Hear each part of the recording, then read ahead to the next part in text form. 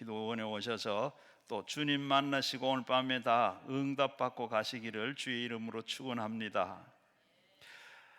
오늘은 바로 이 성령 충만하라 하는 제목으로 말씀을 나누려고 그러는데, 오늘 밤에 성령 충만하시기를 바랍니다. 옛날에 여러분 어릴 때 또 우리 보면 로빈슨 크루소를 아마 읽은 분도 계시리라고 하는데 다 기억하시죠? 이 다니엘 디포의 모험 소설이죠. 이 로빈슨 크루소가 그 항해를 하다가 난파가 되어가지고 무인도에 떨어져서 혼자 살게 됐죠. 혼자 살다가 너무 외롭고 힘들고 그래서 앵무새를 기릅니다. 앵무새를 기르면 말을 가르쳐요. 말을 가르치면 제일 먼저 뭘 가르치는? 자기 이름을 가르쳤습니다. 그리고 엇비슷하게 이 앵무새가 자기 이름을 불러줘. 몇 년 만에 그 자기 이름을 부르니까 너무 감격해가지고 이 앵무새를 끌어안고 눈물을 흘리는 그런 이 얘기죠.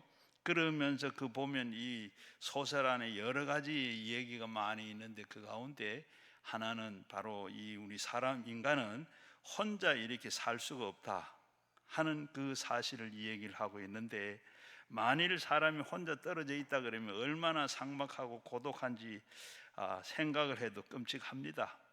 그래서 교도소에서 제일 큰 벌 중에 벌이 뭐냐 하면 독방에 수감되는 것이 바로 큰 벌입니다.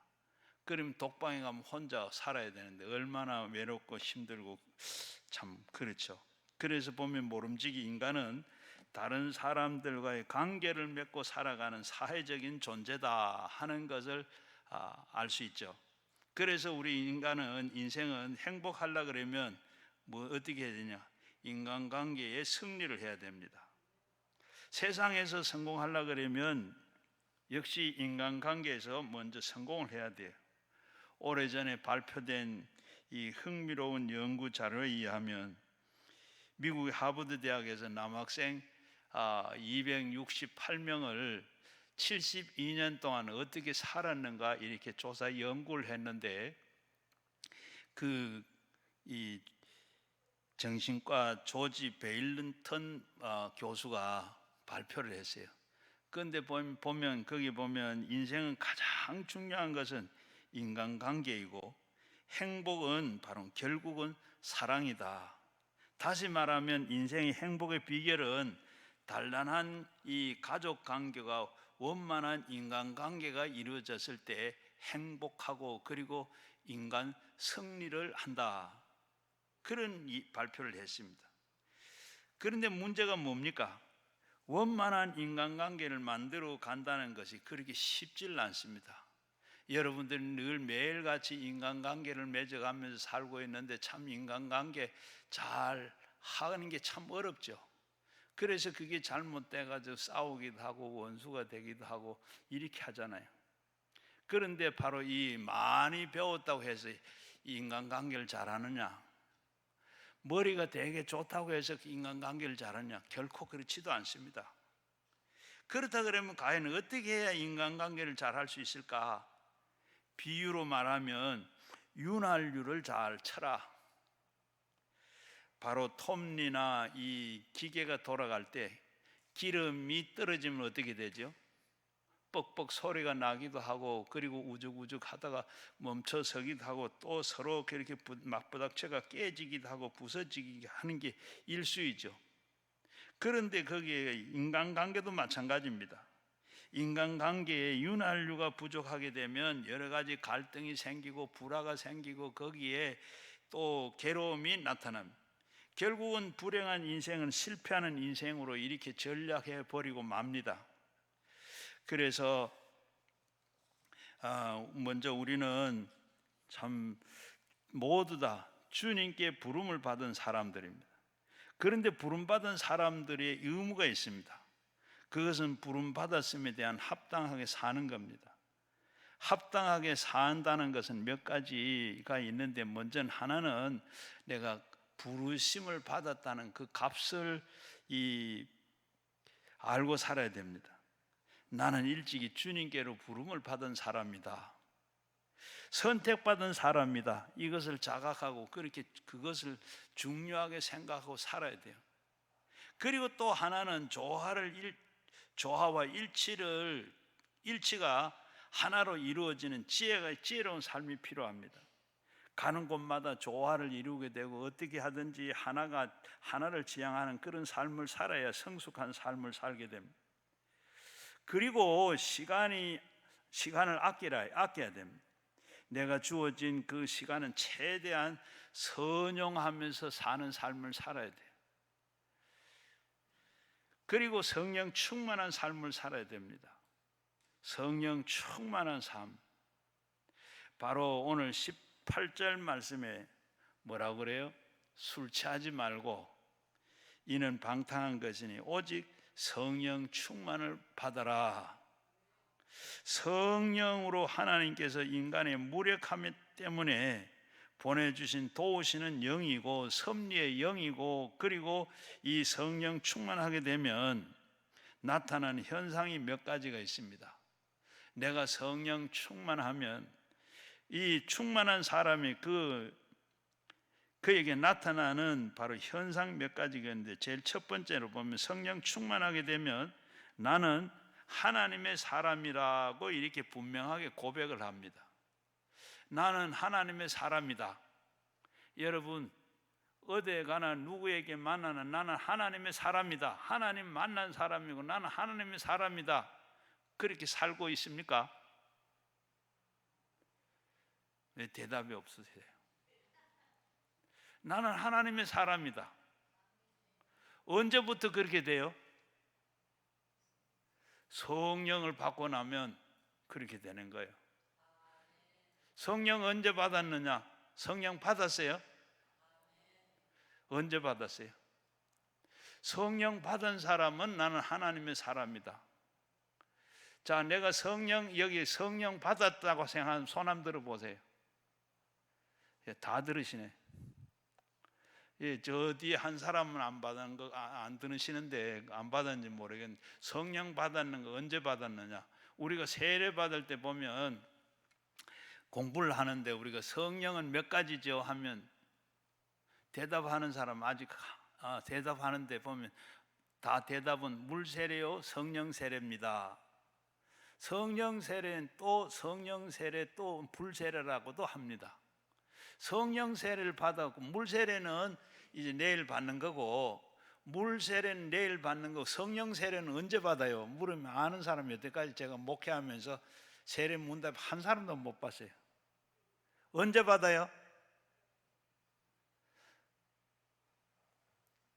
우리가 예수 믿을 때. 제가 찾아보니까 언제 받았나, 아무리 가르쳐 준 거면 제가 성경을 다 찾아보니까 바로 그게 우리가 예수 믿을 때 성령 받았어요. 성령 받았어요. 한번 보세요. 어릴 때부터 이렇게 교회 나온 사람은 모르겠는데 중간에 예수 믿은 사람, 어제까지 예수 안 믿었어요. 오늘 내가 예수 믿었어. 오전에까지만 해도 안 믿었는데 오후에 내가 예수 믿었어. 내일 믿는다 하고, 그리고 그 다음부터 교회 나오고 예수 믿는 사람이 됐어요. 그 왜 그러죠? 갑자기 왜 오전에 안 그랬는데 오후에 내가 믿는 사람 미쳐붙는 건가? 어째 됐어요? 그때 바로 나도 모르지만 그 사이에 성령이 들어오셔가지고 내가 들어 성령이 사람이 된 거예요. 그래서 그분이 바로 뭐냐? 고린도전서 12장 3절 말씀에 보면 누구든지 성령이 아니고는 예수를 주라고 할 수 없다. 성령이 아니고는 누구도 예수를 주라고 할 수 없다. 그 말씀이 아니고는 성령 받은, 우리는 그러니까 성령 받으면 뭐땡 물을 덮어 쓰든지 안 그러면 불을 덮어 쓰든지 이상한 그런 게 나타날 줄로 아는데 그게 아니고 이미 조용하게 성령이 내게 오신 거예요. 그래서 내가 그때부터 신앙 고백을 하고 예수님을 믿고 이렇게 믿는 거예요. 그래서 나는 하나님의 사람이다. 그리고 누가복음 4장 28절 말씀에 보면 주의 성령이 내게 임하셨으니 가난한 자에게 복음을 전한다. 내가 성령이 들어오니까 그때부터 예수를 알고 전하게 되는 거예요.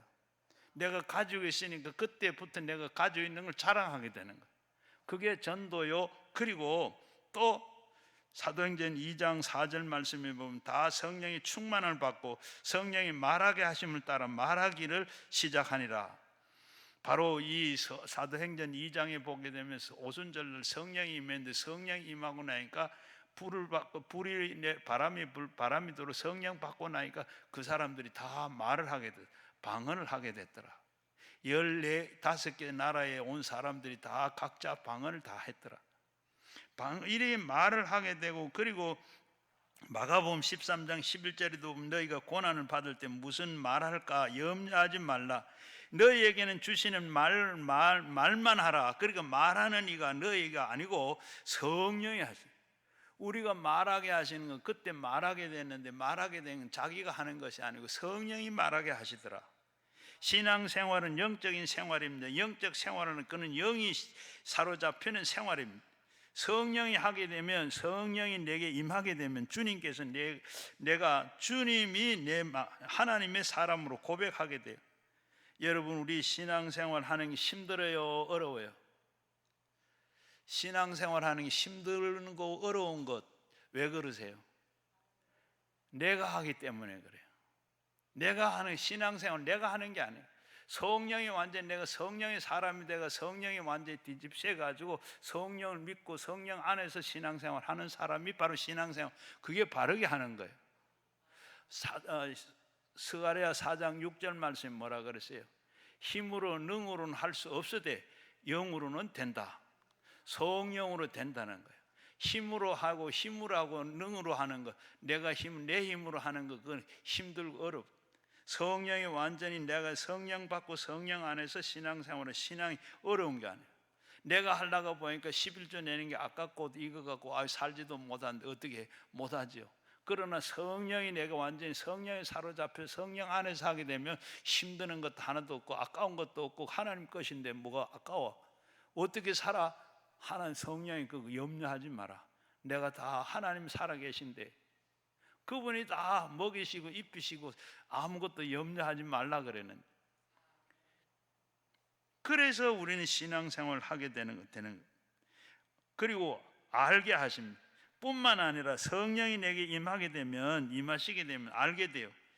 요한복음 16장 13절 말씀에 진리의 영이 오시면 그가 너에게 모든 진리 가운데서 인도하시리니, 바로 이 진리 안에서 진리의 영이 오시면 너의 모든 진리 가운데 너희가 인도하신다. 성령 안에서 그대로 살도록 성령이 살게 돼요. 저희 교회 이 젊은 검사가, 여자 검사가 등록을 했어요. 그래서 어떻게 했냐 물으니까 이 사람이 바로 성당에 다니다가 그는 길이요 진리요 생명이 나로 말미암자 아버지께로 올 자가 없다. 이 말씀을, 이거 성경을 보고 교회를 성당에 다니는 사람이 이 말씀을 듣고 그걸 깨닫고 진리가 바로 예수구나 하면서 오직 예수 아니고는 구원받을 길이 없다. 그리고 천주교에 다니다가 세례명까지 받은 사람이 그걸 다 놓고 왔더라고. 굉장히 똑똑한 여자죠. 굉장히 똑똑해. 그 검사인데 그런 사람이 있고, 그리고 또 장래일을 너희가 알리시리라. 성령이 내가 할 일, 장래의 일을 다 알게 하게. 여러분, 우리 여기 원장님이 2021년도에 새해부터 아마 가려고 준비를 하신 것 같아요. 지금 생각해 보니까 바로 새해가 때 2021년 새해가 됐는데, 그때는 이 코로나가 막 한창 생기고 막 그럴 때인데, 그러면서 하신 말, 이제 잘 해놔야 이 교인들이 많이 온다.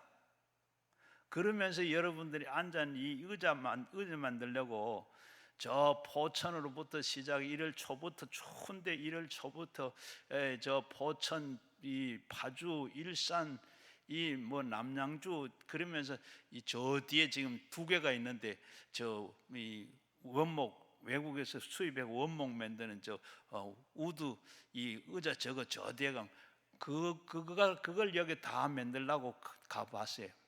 그거 하는 공장을 다 찾아서 댕겼는데 댕기다 엄청나게 비싸더라고. 저 뒤에 있는 게 저기 300만 원짜리입니다.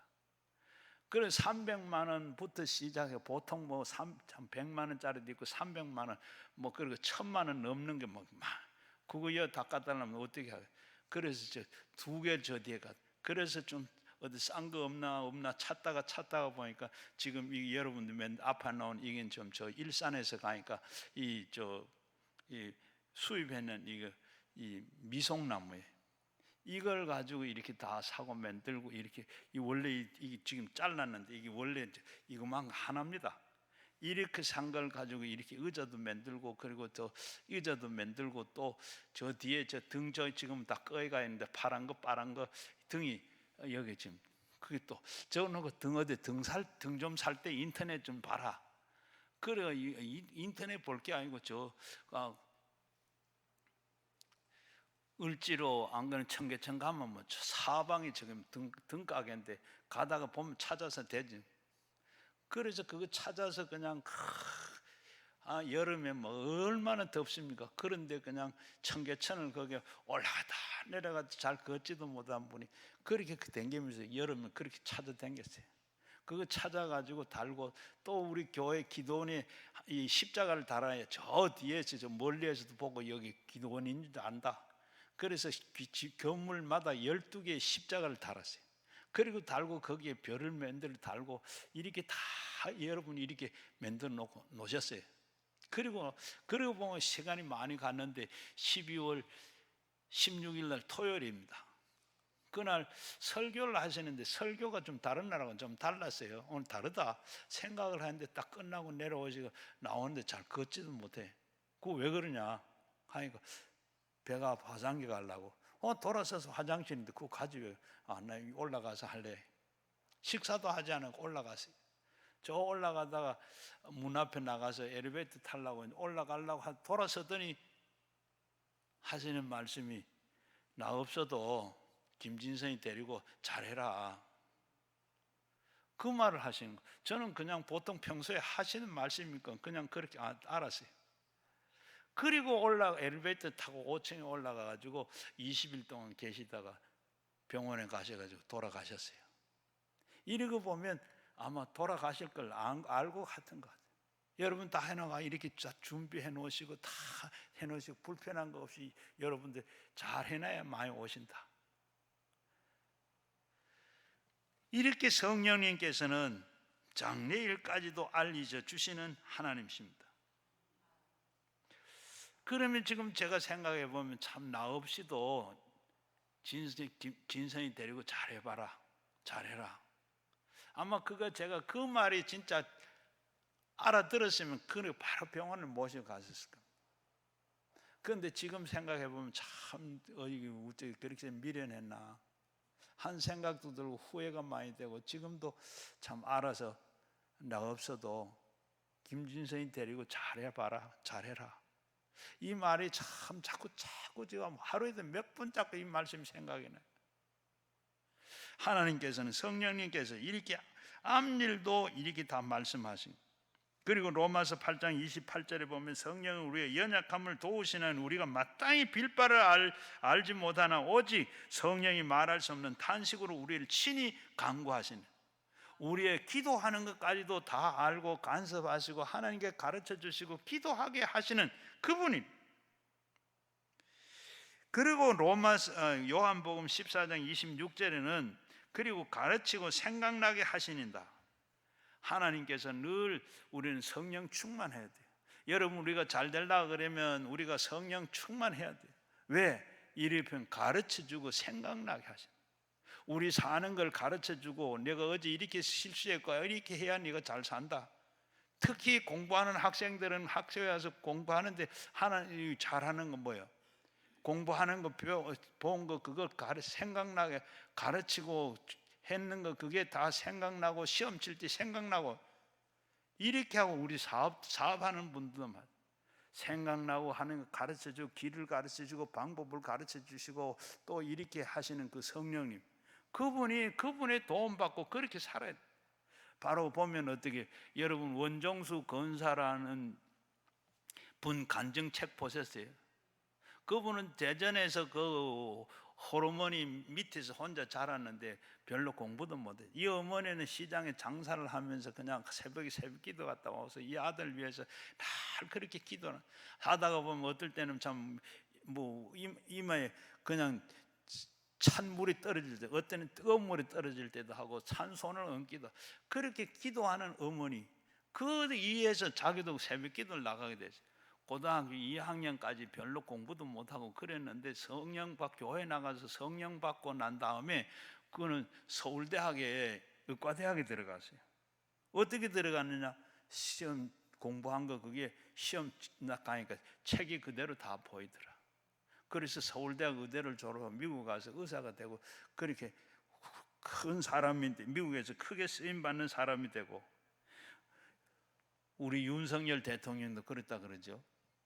검사 9번째 다 떨어져 9번째 돼가지고 검사가 됐고 대통령이 됐는데, 그분이 바로 이 아주 의리가 있는 분인 것 같아요. 그래서 이 친구들이 장가가고 함을 칠 때는 꼭 함을 자기가 다 젖어줬다 그래요. 그날도 내일 이제 그 검사 고시를 치는데 이 대구에 한 친구가 장가간 함을 지고 가대. 갈까 말까, 또 그래도 가야지 하고 내일 시험인데 마음이 그렇겠죠. 마음은 내일 시험 보는데 그게 아니고 그래도 가야서 고속버스를 타고 가면서 책을 봤어요. 책을 보는데 이제 뭐 문제집을 보면서 이렇게 평소에 그거 안 나오는 문제인데 그걸 그냥 한번 넘기면서 그걸 봤대요. 그런데 시험장에 갔더니 그 문제가 그대로 다 나온 거예요. 그대로 다 나와서 그게 생각나서 그대로 시험을 치고 다 썼는데 어떻게 9번째 검사에 합격을 한 거예요. 하나님께서 이렇게 하는 생각나게도 하시고 가르치시고 생각나게 하는 거예요. 여러분, 그 성령님이 바로 그 성령님이 그런 분이십니다. 성령님이 하시는 일이 바로 가르치고 생각나는. 여러분, 진실로 복된 사람은 어떤 사람이죠? 복받은 사람은 어떤 사람이 복받은 사람? 예수 알고 예수 믿고 사는 사람이 복받은 사람입니다. 이 세상에서 모든 사람들이 다 예수를 알고 예수 믿는 건 믿고 사는 게 아니죠. 그 가운데 예수를 모르고 사는 분은 훨씬 더 많습니다. 여러분들은 예수 알고 믿고 사는 게 축복인 줄로 믿으시길 바랍니다. 특히 오늘 저녁에 여기 오신 분들은 참 복 있는 분, 복을 받고 받은 분인 줄로 믿습니다. 어떤 분이 교회 집사인데 자기 남성교회 친구들 불러가지고 식사를 대접하고 그리고 방에다가 자기 서재를 보여줬어요. 그렇게 서재에 들어가니까 전부 기독 서적이 이렇게 사방에 다 둘러 한 방 있어요. 그런데 자기가 하는 얘기가, 나는 목사의 사위인데 그래서 아침에 내가 6시부터 7시까지 꼭 성경을 읽고 큐티를 하고 그리고 묵상을 하고 이렇게 하는데 참 불행하게도 나는 아직까지 예수를 모릅니다. 예수를 믿으려고 해도 믿어지질 않습니다. 여러분, 그 마음에 그 사람의 이 마음이 이해가 되세요? 여러분들은 이렇게 참 쉽게 예수 믿고 오늘 여기 온 거 이게 참 은혜 중에 은혜요 복인 줄로 믿으시길 바랍니다. 이렇게 믿으려고 그래도 믿어지질 않아. 이렇게 살아도 예수가 안 믿어져. 예수가 없어요. 여러분 마음속에는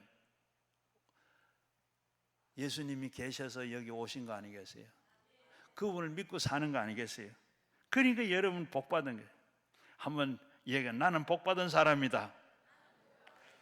나는 복 받은 사람이다. 이렇게 늘 마음속에 그렇게 자부하고 그렇게 마음으로 늘 믿고 그렇게 여러분 고백하고 사시기를 바랍니다. 그 복은 뺏어갈 사람이 없어요. 누가 빼앗거나 할 사람, 마귀가 와서 아니다, 너는 자꾸 속는다, 거짓말하지 마라, 속고 살지 마라 할란지는 모르지만, 그러나 여러분 고백하고 그렇게 살아야 여러분 믿음이 참 복받은 사람이 되는 줄로 믿습니다. 앞에서 말씀하는 사람, 그 사람 얼마나 답답해 계세요. 지금 예수를 믿고 살아간다는 게 얼마나 큰 은혜인 줄 아시기를 바랍니다. 성령님을 알게 하시고 깨닫게 하십니다. 그리고 위로의 영 또는 성령이 위로를 해주십니다. 이사야 57장 18절 말씀에 보면 슬퍼하는 자에게는 위로를 얻게 하실 것이라. 스가랴 1장 13절 말씀에는 위로하시는 말씀으로 대답하시더라. 고린도 후서 7장 6절 말씀에는 비천한 자를 위로하시는 하나님이시라. 여러분, 하나님은 위로하세요. 위로하시는 영이라. 여러분 예배당에 오면 여러분 어떠세요? 하나님은 위로하시는 하나님입니다. 이 예배당에 오면 여러분의 마음이 어떠세요? 불안하고 초조하고 컬컬하고 답답하고 참 못 살겠다 하는 분이 예배당에 들어오면 어떠세요? 시간이 지나면 따라서 여러분들이 성령님이 함께 하시는 분은 어떠세요? 마음이 편안해지고 위로가 되고 눈이 밝아지고 이제는 할 수 있다, 그게 다 떠나고 이제는 할 수 있다, 하겠다 하는 마음이 생기게 돼요. 여러분, 제가 옛날에 논산 훈련소를 갔어요. 논산 훈련소를 갔는데 제가 26살에 갔어요. 26살이면 보통 몇 살에 가죠? 20살, 21살 되면 다 갑니다. 그는 26살에 갔으니까 벌써 저는 제대를 2번, 3번 했습니다. 그렇게 했는데 벌써 그 사람들하고 가니까 내 마음이 늙었어. 그 사람들하고 같이 군대 생활하는데 마음이 늙고, 그런데 생각하니까 제가 군대 안 가려고 하다가 자꾸 늦어가지고 늦게 이제 알 수 없이 가야 되겠다 하고 갔는데, 그건 내가 잘못했는데, 그런데 제거 어떻게 하고 힘들고 좀 그런 마음이 들어. 그런데 예배당에 돌아서 예배를 드렸는데 누가 아무 말도 하지 않았어요. 1시간 내도록 울었어요. 아마 이때까지 제가 살아온 중에 제일 많이 울은 시간이 그 시간이에요. 1시간 내도록 그렇게 울었는데 울고 나서 뭐 설교는 뭔 설교를 했는지 예배를 어떻게 드렸는지 하나도 모르겠고 그냥 울기만 하고 나온 것밖에 생각이 안 나요. 그렇게 울었는데 울다가 보니까 울고 나왔는데 그 다음부터 하나님께서 제 가는 길을 하나님께서 다 책임져 주시는 거예요.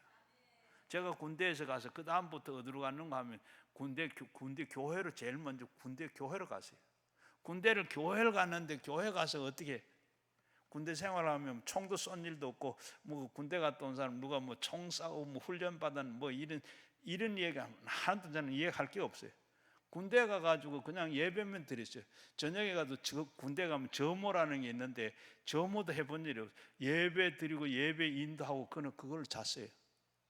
그러니까 제가 저 북한산 밑에 송추에서 제가 교회에 있었어요. 그래서 오세요, 제가 북한산 등산을 갔는데 등산 가가 내가 저 밑에 져서 내가 군대 생활했다. 처음에 극한이 그러냐 그래. 그러면 난 예배 드리고 그럴 때 점호를 모른다. 다 그런 줄 알았어요. 야, 그러니 점호 없이 했다가 그런 군대도 있나 그래요. 그리고 난 다음에 제가 군대에서 제대하고 나서 그 다음 신학교 나중에 제가 신학교를 가가지고 한 달 신학교를 하고 교회 전도사로 처음 교회 한 달 신학 공부를 하고 공부할 형편이 또 대모가 하나라고 공부를 못 십자가 밑에 죽어야지 하고 교회를 갔어요. 전도사 한 달 신학교 한 달 해가지고 교회 맡아가지고 90몇 년 되는 원로 장로님 계시고 이 장로님이 2분이나 계신 교회 제가 전도사로 갔어요. 그래가지고 제가 40년 목회를 쭉 하나님과 같이 했는데 하나님께서 그렇게 위로하시니까 힘 주시고 능력 주시고 하나님께서 할 수 있는 그런 능력을 주시더라고. 여러분, 하나님께서 이렇게 위로하시는 분이라. 그리고 우리가 성령이 가까이 하시게 되면 모든 사역에 위로하시고 하나님께서 우리에게 늘 힘 주시고 능력 주시고 교회가 가장 필요한 설교가 뭐죠? 위로 설교입니다. 유교 사변 때 제일 많이 모이는 게 바로 위로가 있는 교회, 위로를 받기 위해서. 우리가 외국에 가고 또 공부를 하는 외국에 가면 한국 안 가다가 교회 나가는 사람들 왜 그래 많아요? 위로받기 때문에. 그리고 교회를 나가는 거예요. 바로 이렇게 또 많은 생각을 주시는 영감의 영입니다. 시편 51편 10절 말씀에 보면 내 안에 정직한 영이 새롭게 하소서, 기도하게 하시고 열왕기하 2장 9절에도 보면 당신의 영감이 갑절이라 내게 있기를 원하나이다. 엘리사가 엘리야 선생을 따라서 가는 데마다 따라다니고 마지막 그러니까 엘리야가 이제 불말과 불병거를 타고 하나님 나라로 올라가려고 하면서 네 왜 이렇게 자꾸 따라다니냐, 그러니까 네 원하는 게 뭐냐, 네 선생님의 그 능력에 영감에 갑절로 내가 주기를 원합니다. 네가 어려운 걸 구한다. 그러면서 엘리야에게 하나님 갑절의 영감을 줬어요. 그러니까 엘리야가 참 능력 있는 엘리야인데 엘리야보다도 더 많은 일을 바로 엘리사가 해냈죠. 바로 열왕기상 22절을 보게 되면 아합 왕이 아람 나라에 전쟁을 하게 됩니다. 그때 아합은 선지자 400명을 불러가지고 내가 전쟁에 나가야 되나, 나가야 이기겠나 지겠느냐. 그 400명 선지자들이 다 전쟁에 나가면 다 이깁니다 했어요. 그때 이 남왕국의 이 왕 여호사밧이 400명의 선지자 말고 다른 선지자가 없나? 하나 있기는 한데 늘 좋지 못한 말을 해가 내가 부르지를 않았습니다. 그거 불러라. 부르니까 어떤 그 여호사밧이 부르라 하니까 그 불러왔는데 그 선지자가 누구죠? 아합이 불러냈는데 미가야 선지자입니다. 미가야 선지자에게 그래 내가 전쟁에 나가야 되나 안 나가야 되느냐. 그러니까 그렇게 말하니까 이 미가야 선지자가 뭐라고 해요? 당신은 이 전쟁에 나가면 반드시 죽을 것입니다. 여호와 하나님께서 말씀하셨습니다. 그러면서 말하기를 내가 보니 한 천사가 내게 와서 거짓 영이 되어서 바로 거짓 선지자들이 입을 불러서 아합을 깨워서 전쟁에 나가게 하고 죽게 하라 하더라 하는 말을 내가 들었습니다. 이 말을 하니까 거짓 선지자의 왕초인 이 히스기야가 바로 이 미가야에게 뺨을 치고 언제 그런 말을 들었느냐. 미가야가 말합니다. 네가 골방에 들어가는 날 네가 듣게 될 것이다. 성령은 이렇게 당장 또 있을 일을 얘기하기도 하고 또 앞으로 있을 일도 멀리 있는 것도 얘기를 합니다. 그러니까 깊게 생각하게도 하시고, 그래서 젊은 학자들은 깊은 통찰력을 주시고 젊은에게는 꿈을 주시고 그리고 사업가에는 큰 생각을 주시고 신앙인에게는 계시를 주십니다. 정치인들에게는 이 시대를 뚫고 나갈 수 있는 그런 길을 제시해 줍니다. 그래서 기도해야 한다는 것, 기도를 통해서 계시를 주시고 또 길이 주어지는 방법이 우리에게 통찰력으로 우리에게 주시기도 합니다. 미국의 17대 대통령 앤드루 존슨의 얘기입니다. 앤드루 존슨은 바로 무학입니다. 무학 한 사람이 대통령이 나왔는데 그 상대자가 말하기로 학교 문 앞에도 가보지 않은 사람이 어떻게 대통령을 해? 그런데 이 존슨은 당당하게 바로 대통령이 당선이 됐습니다. 그는 학교 다니는 않았지만 책을 너무 많이 읽어가지고 그리고 학교 한 사람보다 더 많은 지식인이 됐습니다. 그러면서 그가 대통령이 돼가지고 제일 먼저 한 일이 뭔지 아십니까? 그는 동토의 땅 얼음산 이 알래스카를 사들인 사람입니다. 그리고 땅은 이 알래스카 사람들이, 그리고 이 땅은 미국 본토의 5분의 1이 되고 한국 땅에 비하면 7배나 됩니다. 남한에 비하면 15배나 됩니다. 그런 땅을 바로 이 대통령이 당선이 되어가지고 그가 대통령이 되어가 처음으로 한 일이 얼음산 이 동토를 알래스카에 땄는데 모두 다 이렇게 반대를 했지만 고집스럽게 다음 세대를 위해서 사두자 이렇게 해가지고 바로 1967년 러시아로부터 720만 불로 그 땅을 샀어요. 평당 땅 한 평에 20원 주고 산 땅입니다. 이래 앞으로 그는 이 존슨 대통령은 오늘을 본 것이 아니고 멀리 미래를 본 사람입니다. 우리나라 이승만 대통령도 6.25 전쟁을 하다가 소련과 미국이 이제 한국을 바로 이제 그만 이 전쟁을 그냥 휴전 만들자. 그런데 이승만 대통령 휴전하면 안 됩니다. 반대를 했어요. 휴전하는데 그냥 지금 뭐 보통 아니죠.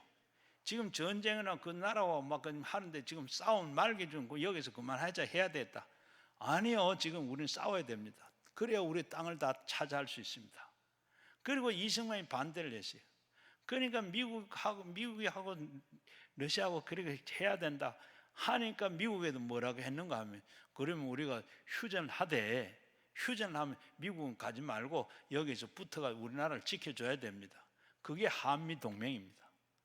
한미동맹으로 그래 70년 동안 그것 때문에 우리가 전쟁이 없는, 이북에서 뭐라고 하는가 하면 이 남조선 50만 군대보다 2만 8천 명이 미군이 더 무섭다. 그리고 그것 때문에 못 나고, 그리고 맨날 하는 얘기 미군 철수해라 하는, 그래서 하는 거예요. 여러분, 이렇게 이 존슨 대통령이 지금을 본 게 아니라 미래를 본 것처럼, 이승만 대통령은 지금 그때만 본 거, 그 휴전 그것만 본 게 아니라 이 지금 70년을 내다보는, 그걸 한민동맹을 맺은 거예요. 여러분, 이렇게 정치하는 사람들은 이렇게 오늘만 성령을 받은 사람은 그래. 요엘 선지자는 내 영이 만민에게 부어주리니 너희는 남녀에게 장래의 일을 말할 것이고 너희 늙은이들은 꿈을 꿀 것이고 젊은이들은 이상을 볼 것이다. 성령이 하시는 일입니다. 여러분, 능력을 주실 뿐만 아니라 성령의 모든 능력으로 자기의 능력을 공급해 주시는 겁니다. 사도행전 2장 4절 말씀에 보면 다락방에 성령이 강림하여서 모두가 다 성령 충만을 받고 성령이 말하게 하심을 따라서 다른 언어로 말하기 시작하더라 했습니다. 모두가 방언을 하기 시작을 했습니다. 사도행전 2장 42절에도 보게 되면 성령을 받고 나면 모든 물건들을 서로 통용하고 나누고, 그리고 사도행전 1장 8절에서는 성령이 너희에게 임하시면 너희가 권능을 받고 예루살렘과 유대와 사마리아 땅끝까지 이르러 내 증인이 된다. 이 힘은 모두가 성령에서 나와서 연합할 때 발생하는 힘입니다.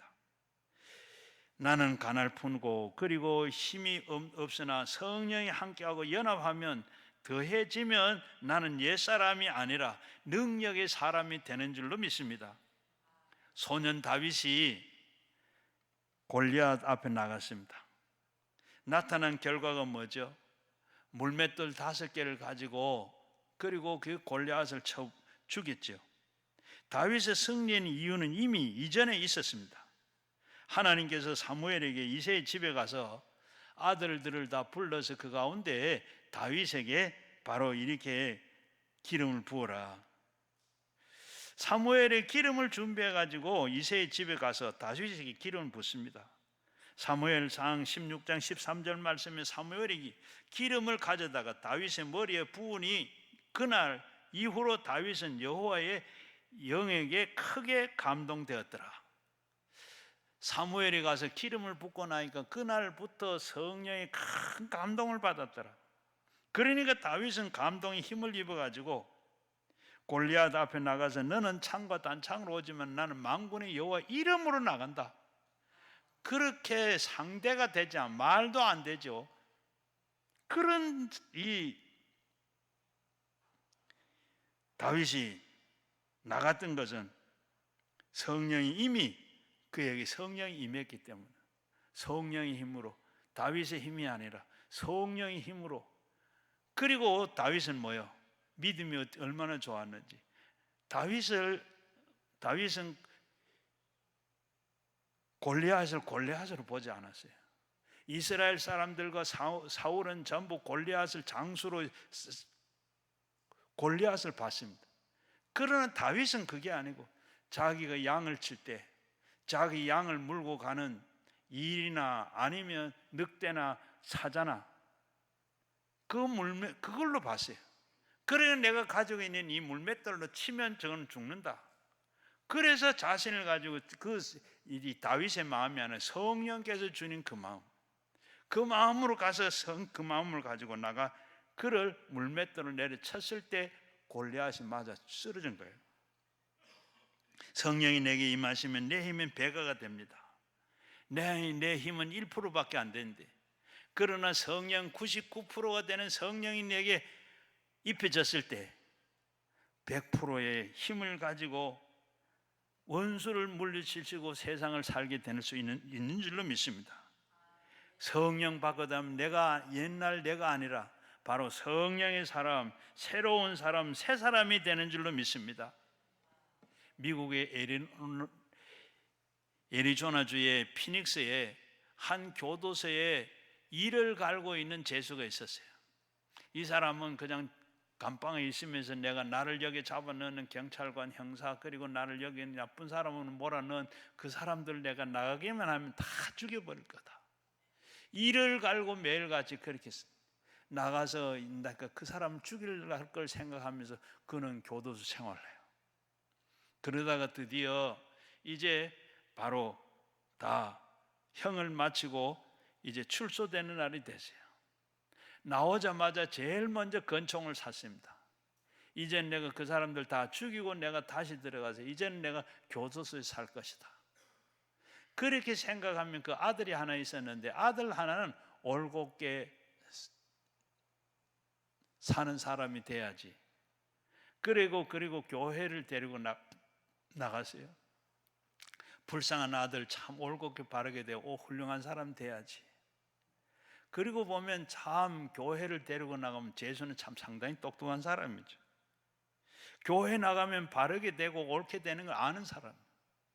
그래서 아들을 데리고 이 교회를 나갔습니다.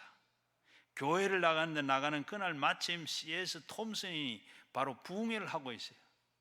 그런데 부흥회 나가서 아들 잘 되게 해달라고 데리고 나갔는데 그만 설교 말씀을 듣다가 보면 이 사람 깨져버렸습니다. 회개했습니다. 완전히 회개하고 깨지고 난 다음에 권총을 버리고 그리고 새 사람이 됐어요. 그리고 자기가 죽이려 하는 사람들을 위해서 기도하는 새 사람이 됐습니다. 새 아버지가 됐어요. 이것이 성령 충만한 삶입니다. 그리고 감사하는 삶을 살았어요. 사람이 살아가는 동안에 진정으로 이 삶의 의미를 깨닫게 되는 게 언제입니까? 성령이 나와 함께 하실 때. 그래서 술 취하지 말고 성령에 취해라 강조했던 것이 거기에 있습니다. 술은 바로 인류의 역사와 같이 했습니다. 사람들은 바로 술을만 빚는 것을 알았습니다. 그래서 사람이 있는 곳에는 언제나 술이 있었습니다. 술은 우리의 삶에 유익도 주지만은 우리 인생을 실패로 만들기도 합니다. 술이 주는 3대 실패는 방탕과 가난과 패가 망신입니다. 그래서 18절에서 뭐라 그럽니까? 술 취하지 말라. 잠언 22장 12절에도 가난해지려고 않거든 술에 취하지 말아라. 사무엘 하 13장 28절에도 망하지 않기 위해서는 취하지 말아라. 압살롬의 누이를 욕보했을 때 이복 동생 암몬을 죽일 때 어떻게 죽였습니까? 술을 진딱 먹이고 난 다음에 술을 취하게 난 다음에 그의 술에 죽여버렸죠. 술의 부작용을 낳았습니다. 그래서 성령 충만하라고 하신 거예요. 성령 충만하게 되면 그때부터 나의 삶이 기쁨을 기름치듯이 기름을 치게 된 기계는 어떻게 되죠? 기계가 아무 소리도 없이 잘 돌아가는 것처럼 내 인생이 그때부터 인생이 잘 돌아가고 잘 풀리고 모든 일이 형통하게 되는 줄로 믿습니다. 그리고 무엇이 내 안에 천국이 이루어지게 됩니다. 그리고 내 안에 시와 찬송과 신령한 노래들이 바로 자리를 잡게 됩니다. 그래서 19절의 말씀에 시와 찬송과 신령한 노래로 찬송하리라. 여러분 노래가 언제 나오죠? 내가 편안할 때, 좋을 때, 형통할 때 노래가 나오고, 그래서 성령은 우리에게 찬양하라고 합니다. 우리는 그래서 우리가 늘 찬송하게 되는 것, 늘 찬송하게 되는 것, 좋을 때만 그리고 이 성경에 시와 찬송하라 하는 왜 하라 했습니까? 자기의 내면의 세계와 영적 세계의 마음 상태를 건강하게 유지하게 살게 하기 위해서 노래하라 그랬습니다. 그래서 우리는 항상 기뻐하고 쉬지 말고 기도하고 범사에 감사해라. 이것이 너희를 향한 예수 그리스도의 뜻이라. 그리고 19절 말씀에 보게 되면 뭐라 그래요? 성령을 소멸하지 말아라. 우리가 항상 기뻐하고 쉬지 말고 기도하고 범사에 감사하고 이렇게 살아야 되는데 우리가 살지 못한 건 뭐예요? 성령이 충만하면 우리가 그렇게 살아요. 사는데 우리가 못 사는 것은 성령이 소멸이 돼서 그래요. 데살로니가전서 5장 19절에 보면 성령 소멸하지 말아라. 이 말씀은 그저 한 게 아닙니다. 우리가 성령 충만하고 할 때, 그리고 항상 기뻐하고 쉬지 않고 늘 범사에 감사하고 사는데 성령이 소멸되면 그렇게 살 수가 없어요. 그래서 늘 우리가 하는 게 뭐예요? 일찍이, 그래서 우리 부모들은 자녀들에게 뭐라고 말하면 일찍 들어라. 일찍 들어라. 차 조심해라. 술 취하지 말아라. 뭡니까? 자녀들을 위해서 다 그럽니다. 사람의 몸에는 제일 중심이 어디입니까? 가슴입니다. 마음이에요. 그래서 무엇보다도 우리의 마음이 건강해야 합니다. 그래야 우리는 생각이 건강하고 판단을 건강하게 하고 관계를 건강하게 만들고, 마음이 병들면 어떻게 돼요? 감정이 병들면 모든 관계가 병들고 몸도 병들고, 그리고 몸이 병들면 결국에는 신앙도 병들고 영적인 생활도 병들게 됩니다. 그래서 우리는 늘 마음이 건강해야 돼요. 그리고 여러분, 행복한 인생을 살고 싶습니까? 성공적인 인생을 원하십니까? 그렇다 그러면 인간관계의 윤활유를 잘 치시기를 바랍니다. 윤활유가 뭐라 그랬죠? 성령이라고 그랬어요. 그래서 아무쪼록 행복한 인생, 성공적인 인생으로 살가 하거든 여러분 성령 충만 받는 여러분 되시기를 바랍니다. 성령 충만은 인간관계의 윤활유입니다. 그러면 구체적으로 인간관계의 윤활유가 무엇일까? 성령 충만에 그랬어요. 오늘 읽은 말씀에 보면 바울은 성령 충만에 대해서 증거를 하고 있는데 18절에서 술 취하지 말라. 이는 방탕한 것이고 오직 성령의 충만을 받아라. 여기 왜 술 취하고 성령 충만을 언급했는가? 결과적으로 보면 완전히 상반되지만은 그러나 현상으로 볼 때 유사합니다. 술 취하게 되면 어떻게 돼요? 술이 취하게 되면 술이 완전히 나를 완전히 다 장악을 합니다. 술에 취하게 되면 어떻게 돼요? 인격이 지정의가 바로 완전히 술에 이렇게 의해서 움직이게 됩니다.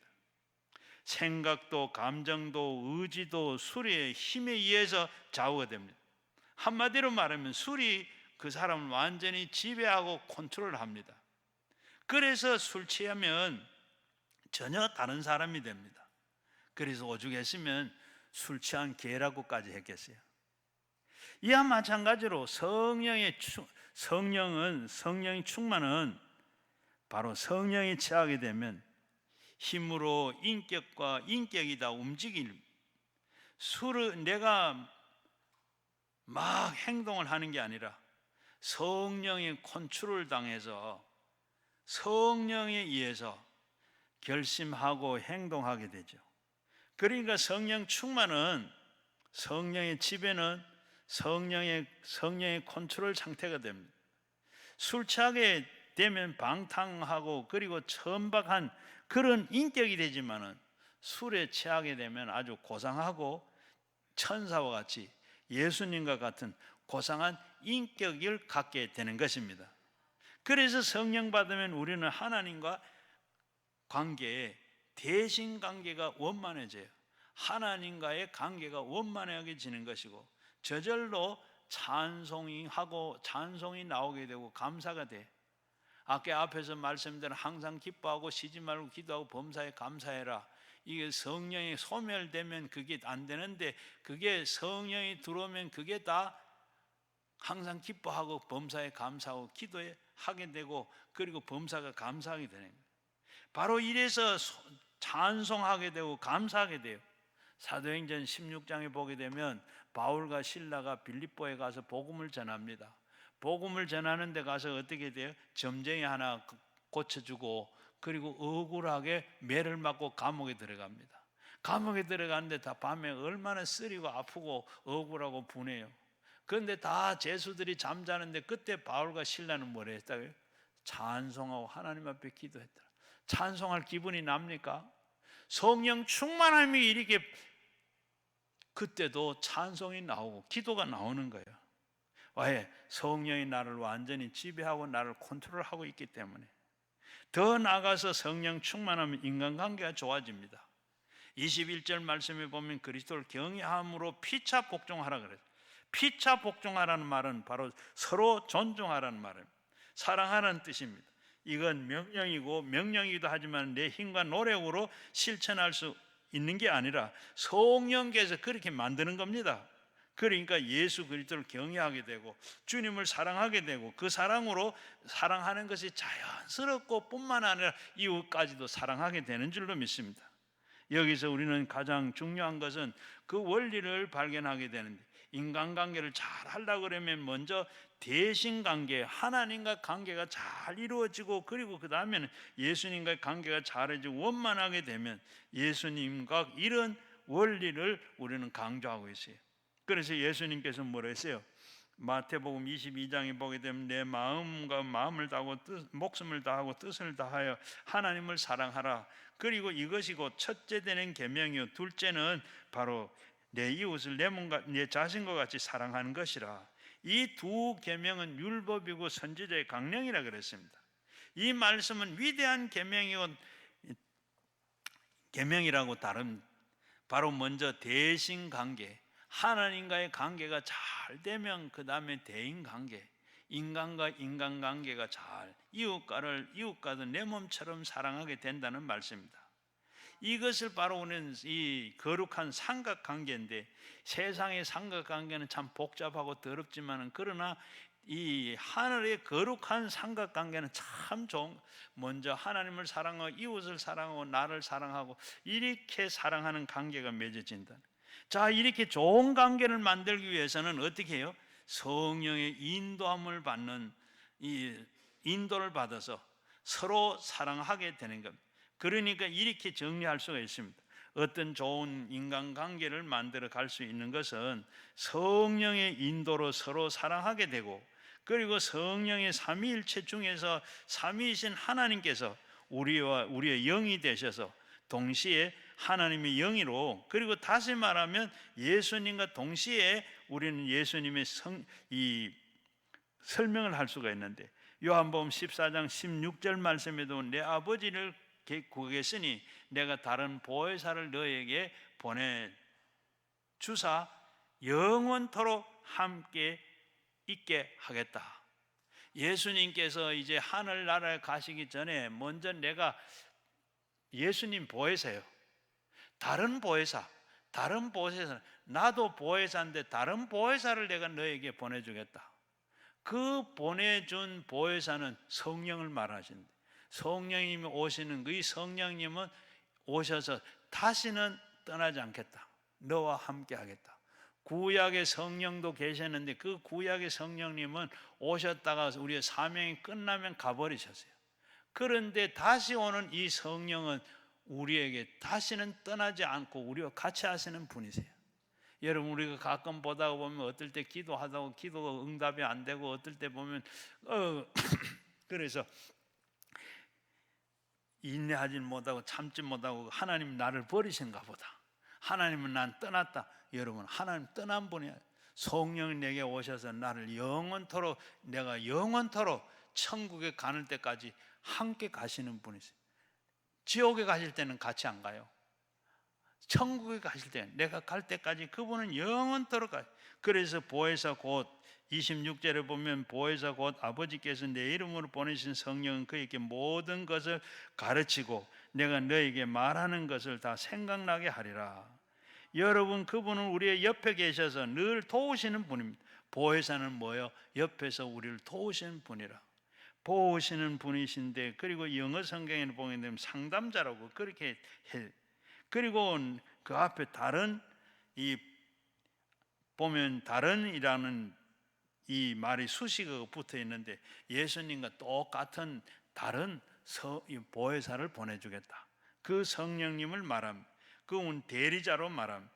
바로 우리 인간 본래 이기적인 존재인데 그 죄의 본질을 이기심과 자기 중심에 있는데 이웃으로 사랑하는 자가 몸처럼 사랑할 수 없는데 불가능한데 성령님 내게 오시면 그렇게 내 몸같이 이웃을 사랑할 수가 있어요.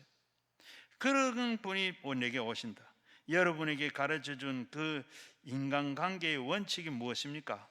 먼저는 보게 되면 이렇게 오늘 본문 뒤에 보면 우리 인간관계에 대해 구체적으로 이렇게 말씀을 하고 있어요. 제일 먼저는 뭐죠? 부부관계입니다. 부부가 가장 가까운 관계인데 인간의 바로 재성으로 또 이기심으로 발동해서 갈등과 이 불화가 생긴 게 비일비재하죠. 오늘도 가정이 깨져가지고 오신 분이 깨지려고 해서 오는 분도 계실런지 몰라요. 여기 보면 가끔 가다가 보면 가정이 깨져가지고 가정이 깨지려고 할 때 기도하러 오신 분 계세요. 이런 분들은 있는데 어떤 분이 부부 싸움 안 하는 비결을 내가 가르쳐 주겠습니다. 그러니까 사람들이 모두가 다 어떻게 그게 뭐냐 빨리 좀 가르쳐 주세요 하고 사람들이 막 모여들었어요. 그래서 그가 하는 말이 뭐예요? 아예 결혼을 하지 않으면 된다. 부부는 싸움 안 할 수가 없어요. 왜? 각각 다른 사람이기 때문에. 또 남자와 여자는 다르게 지어지고 다르게 생각을. 똑같은 물질을 보더라도 같이 보지를 못해요. 남자와 여자 벌써 다르잖아요. 그런데 우리가 같이 산다고 그걸 서로 똑같이 내 마음 같은 줄 알고 그렇게 하면 이건 싸울 수밖에 없는 거죠. 또 걷다가 뭐요? 이기심과 또 자기 중심, 이게 자기 사랑하는 것이 있어가지고 절대로 그게 있는 한 안 되는 거예요. 그게 없어져야 바로 하나가 되고 서로 이해 부부 싸움을 안 할 수 있고 살게 돼요. 그래서 성경은 뭐라 그랬어요? 부부는 뭐라고? 서로 어떻게 상대방을 먼저 기대하고 요구를 하는데 바로 아내는 성경은 우리가 다 아는 거죠. 남편은 아내에게 헌신하고 또 그리고 이 아내는 남편에게 복종하고 순종하고 그렇게 하라고 하는데 그게 안 되네. 그렇게 되면 안 싸워도 돼요. 그런데 성경을 보게 되면 서로가 성령이 그 성령의 인도로 달라져야 됩니다. 상대방은 기대하고 요구하는 것을 하지 말고 먼저는 내 할 일을 내가 먼저 해야 돼요. 그게 바로 주님의 뜻입니다. 그런데 이상하게도 엉뚱하게 상대방의 이런 말을 하면 성경에 나와 있는데 에베소서 5장 22절, 24절에 보면 아내에게 주는 말인데 남편이 그 대목에서 큰 은혜를 받아요. 또 반대로 보면 어떻게 해요? 이 25절에 보게 되면 남편이 주는 말인데 아내가 그 대목에서 큰 은혜를 받아요. 남편들에게 이렇게 엉뚱한 데가 은혜를 받습니다. 왜 그러냐? 상대방이 요구한 것이기 때문에. 여러분 기억할 것은 크리스찬의 윤리는 상대방이 요구하기 전에 내가 먼저 하는 겁니다. 그게 바로 주님의 사랑을 하는 겁니다. 주님께서 어떻게 충성한 후에 십자가를 지셨습니까? 아니면 우리가 다 아직도 죄인되고 배반했을 때 예수님께서 먼저 십자가를 지셨잖아요. 내가 먼저 아내에게 요구하기 전에 남편에게 요구하기 전에 내가 먼저 할 일을 내가 해라. 먼저 남편을 위해서 그리고 아내를 위해서 해라. 그렇게 하면 그게 하나님 뜻이고 성령께서 하는 거예요. 여러분 중심을 잡아주는 단어가 뭐죠? 주라고 하는 주 안에서. 참 교회가 우리가 교회에 순종하듯이 교회가 또 주님이 교회를 사랑한 것 같이 그렇게 할 때 우리는 가정이 원만하게 되는 줄로 믿습니다. 그리고 남편은 아내를 사랑하되 주님이 십자가를 희생하는 것처럼 그리고 헌신적으로 사랑하는 겁니다. 아내가 내 말을 잘 듣기를 바라기 전에 성령의 인도가 먼저 잘 해주라는 겁니다. 그러면 달라지는 주님이 책임져 주십니다. 그 우리의 법칙입니다. 여러분 거울을 보면 어떻게 돼? 거울이 먼저 움직입니까? 내가 움직입니까? 내가 움직일 때 거울이 움직이죠. 이와 마찬가지로 내가 먼저 이웃을 상대방 웃습니다. 내가 먼저 웃어야 상대가 웃어요. 이 마찬가지로 바로 부부 관계도 그러하고 또 그리고 그 다음엔 뭐예요? 부모 자식 간의 관계입니다. 부모 자식 사이에도 갈등이 아주 만만치 않죠. 자식의 입장에서는 보면 부모에게 기대하는 게 많습니다. 다른 부모처럼 이렇게 해주면 내가 참 효도할 건데, 부모에게 잘할 건데, 자식은 부모는 뭐라 그래요? 다른 아이처럼 공부 잘하면 네가 나도 다 해줄 것인데. 그래서 아들이 아버지 보고 아버지는 왜 이건희처럼 안 됐어요? 그럼 내가 좀 그렇게 됐으면 내가 덕을 좀 볼 건데. 그러니까 아버지는 뭐라? 너는 손흥민처럼 왜 그렇게 안 되느냐? 이렇게 서로 팽팽하게 하면 끝이 없습니다. 자녀가 장성해서 결혼한 후에도 더 복잡해지죠. 우리나라에 전통적으로 이 고부지간의 갈등이 있었는데, 그리고 이 장서의 갈등은 유럽에서만 있는 줄로 압니다. 그런데 요즘은 어때요? 그게 바로 우리나라에도 이 장서의 이 심각해졌습니다. 그 이유가 뭡니까? 내 중심으로 생각하기, 판단하고 요구하기 때문에 그렇습니다. 이 사람은 언제나 자기 중심적인 단적으로 보여주는 예가 있습니다. 이 30대 남자가 하나 있어요. 이 남자는 부인이 바로 맞벌이를 하기 때문에 늘 너무 힘들어합니다. 그래서 내가 이 설거지한 건 내가 도맡아서 하겠다. 그래가지고 설거지를 도맡아 하는 거예요. 그렇게 하다가 보니까 이 남편의 이 손에 부부 습진이 생겼어요. 그래가지고 자기 어머니에게, 어리석게도 어머니에게 이 얘기를 했어요. 그러니까 어머니가 뭐라고 한지 아세요? 이 못난 자식 당장 때려쳐라. 그런데 사위는 장모는 이걸 보고 뭐라고 하는지 아세요? 아이고 우리 사위 착해라, 착하다. 그러면 고무장갑을 사다 줬어요. 똑같은 남편을 보면 어떻게 이렇게 달라요? 너무 이렇게 참 얼마나 아이러니한지 모릅니다. 바울은 부모와 관계에서도 내가 판단하지 말고 내가 주의 뜻대로 하라고 말씀을 했어요. 에베소서 6장 1절에서 3절에 보게 되면 자녀들아 주 안에서 부모를 순종하라. 이것이 옳으니라. 내가 내 아버지와 어머니를 공경하면 이것이 곧 약속에 있는 첫 계명이니 이로써 네가 잘되고 땅에서 장수하리라. 부모는 그저 주거나 말거나 그저 우리는 아니고, 부모는 그저 우리에게 낳아주고 우리에게 길러주고 그것만 우리는 고맙게 생각하고 만족하게 생각하고 그저 부모를 잘 섬겨라. 그런데 오늘 그렇게 하지 않으니까 뭐라 그러지? 성경에 다른 계명은 없는데 여기에 계명에 부록이 붙어 있습니다. 장수, 그게 부모님께 한 보너스로 장수하게 되고 형통의 복을 약속해 주셨습니다. 부모가 주는 그 말씀이나 이 4절에도 보게 되면 부모에게 주는 말씀이 또 나오고 있어요. 아비들아 너희 자녀를 노엽게 하지 말아라. 오직 주의 교훈과 훈계로 양육해라. 부모가 자식에게 잘 양육하라 그랬습니다. 이전에는 먼저 어떻게 했어요? 하나님 뜻대로 잘 양육하라고 말씀합니다. 그런데 말이네, 부모가 이기적으로 생각하거나 욕심으로 좌우하지 아니하면 자식을 바로 그렇게 좌지우지하게 되면 자식은 갈등과 그리고 불화를 가게 된다. 가족 관계는 문제가 생기면 마음의 상처도 있게 되는 동시에 나아가서는 모든 일이 다 꼬이고 삶이 어떻게 돼요? 삶 그 자체가 흔들리게 돼요.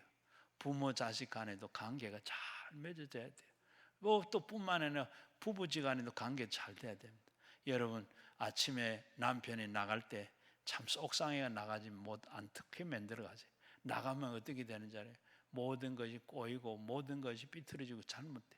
자식들도 마찬가지입니다. 학교 갈 때나 자식들 나갈 때도 부모가 또 부모에게도 늘 어떻게 이런 관계가 이런 얘기가 있어요.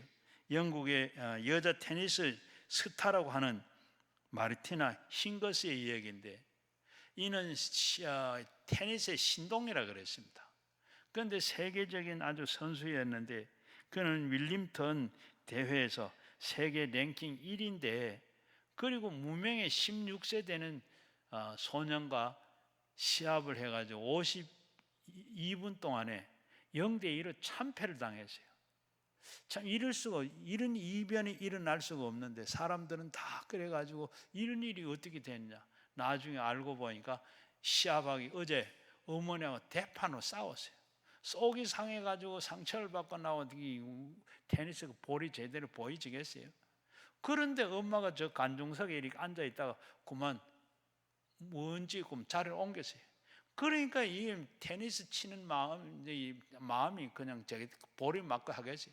그러니까 52분 만에 무명의 16세 되는 소년이 0대2로 패해버렸어요. 여러분, 저는 충분하게 이해가 됩니다. 여러분, 예배당에 나와서 예배 드릴 때 절대로 자리 옮기지 마세요. 이렇게 예배 드리다가 중간에 나가시면, 제가 이제 목회도 다 끝나고 이만큼 설교도 좀 한다고 만큼 했는데, 지금도 그 마음이 이런 마음이 들어요. 앞에 분이 이렇게 자리에서 나가면, 물론 그분은 뭐 사정이 있어서 나가겠지. 나가는데 제 마음 속에는 저분이 왜 저렇게 나갈까? 설교를 하면서도, 입으로는 설교를 하면서도 생각은 뭐예요? 생각은 그분이 상처를 받았나? 내가 설교를 잘못했나? 설교를 길게 했나? 설교가 재미가 없었나? 뭐 이런 마음이 막 드는 거예요.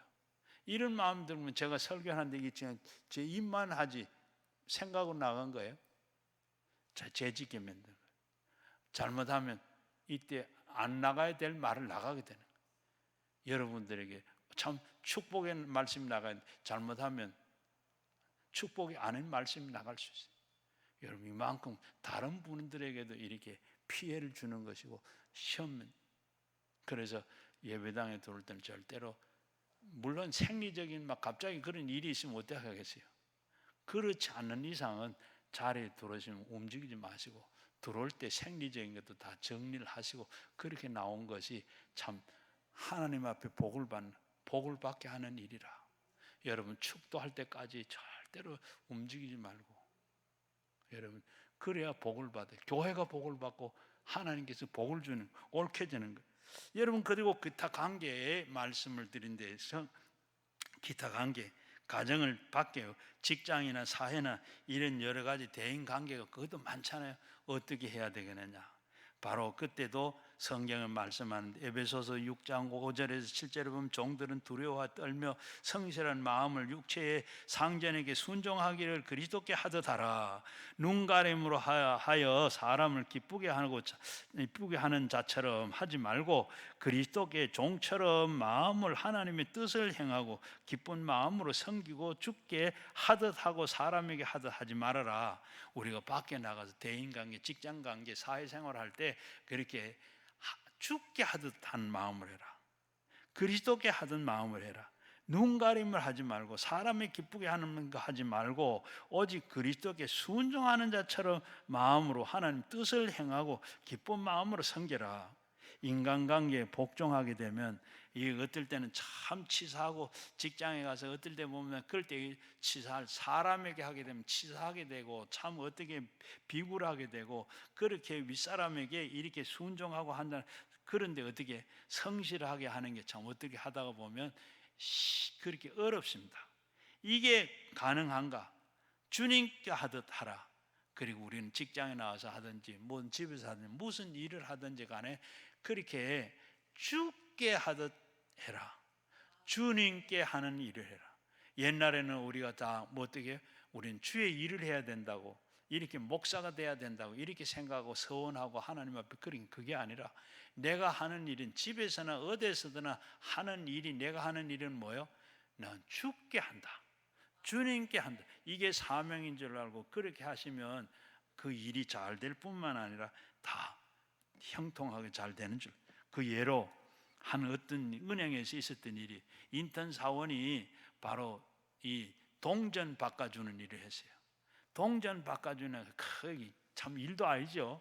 이 직장에서 동전 바꿔주는 일을 하면 자존심도 상고 안 그러겠어요. 그래가지고 겨우 이제 동전을 바꿔줬어요. 바꿔주고 나니까 이 할아버지가 동전 다 바꾸고 이제 주차권까지 돌라 그래. 그 주차권 돌라가니까 아주 이 짜증을 내면서 거절했어요. 그런데 이 할아버지가 화가 날 대로 나가지고 어떻게 했느냐? 은행에 자기 저축해 놓은 걸 다 잔고를 다 털어갔어요. 다 빼서 신청을 했어요. 그리고 보니까 이 할아버지 어떤 할아버지요? 이 은행에서 이때까지 했는 다 제일 많이 잔고가 제일 많은 분이에요. 그러니까 지점장이 나와 싹싹 손발을 가지고 다 빌었는데 화가 나가지고 날 대로 나가 다 안 돼요. 그리고 이 인턴 사원은 그 잘리고 말았답니다. 그리고 또 어떤 외국 회계 회사인데 여기에 여성으로 최초로 이사가 된 분이 있어요. 화제가 되자 그리고 기자가 인터뷰를 했습니다. 어떻게 해서 이때까지 외국 회사에 여성으로 처음 이사가 됐습니까? 그러니까 하는 말이 그렇게 된 것은 복사를 잘해서 그런 것 같습니다. 복사를 잘한 것. 이 외국 회사에 처음 들어갔는데 복사하는 일을 시키더래요. 그리고 복사하는 일을 하면서 내가 이 복사하려고 공부하고 여기 취직을 했나? 생각 그만둘까 생각을 하다가 그래도 말단이 아니면 누가 복사하겠느냐? 그렇게 생각을 하고 복사기를 깨끗하게 청소를 하고 관리를 잘했어요. 그러면서 누가 복사를 부탁하면 아주 규격에 맞춰가지고 깔끔하게 잘 만들어요. 그러니까 누가 보더라도 이 누가 복사했는지 다 아는 정도로 이렇게 잘 인정을 받고 열심히 잘했어요. 그렇게 내가 했더니 회사에서 나를 인정하고 사람들이 다 인정을 하고 그리고 일을 하다가 보니까 부서도 옮겨주고 승진도 하게 돼서 마침내 이렇게 이사가 된 것 같습니다. 누가 보나 안 보나 그는 성실하게 그 일을 했어요. 그 일을 이야기하다가 보니까 사람들이 다 인정하게 되더라. 그래서 우리는 밖에 나가서도 대인관계하면 내가 맡겨준 일을 누가 보든지 안 보든지 주님이 보고 계신다. 주님이 다 하신다. 이렇게 생각하고 주님께서 내게 주신 일인 줄 알고 죽게 하듯이 무슨 일이든지 그렇게 성실하게 하다 보면 책임져요. 윗사람의 입장이 되면 어떻게 좋을까? 에베소서 6장 9절 말씀에 상전들은 너에게 그에게 이와 같이 하고 위협을 그치라. 그들과 같이 너희는 이 상전이 하늘에 계시고 그에게 사람을 외모로 취하는 것 일이 없는 줄로 너희가 알미라. 아랫사람과 함부로 대하거나 무시하면 안 되고 주님을 섬기듯이 그렇게 하라고 그랬습니다. 요즘 보면 성경 원리를 따라서 세상에서도 섬김의 리더십이라는 것을 강조하고 있어요. 좋은 인간관계를 맺는 것이 행복의 비결이고 성공의 비결입니다. 이게 바로 어떻게 가능한가? 인간관계 윤활유 성령에 충만하면 돼요. 부디 성령 충만함으로 가정과 교회와 직장과 사회 곳곳에서 좋은 인간관계를 맺어서 여러분 기도원에 와셔서도 인간관계를 잘 맺으시고 그리고 은혜 받고 늘 행복하게 성공하게 사시는 여러분들 다 되시기를 주의 이름으로 축원합니다. 우리 같이 기도 말씀을 들은 거 생각하시면서 가져 나온 기도 제목 위에서 하나님의 주여 삼창하시고 함께 기도하겠습니다. 주여 주여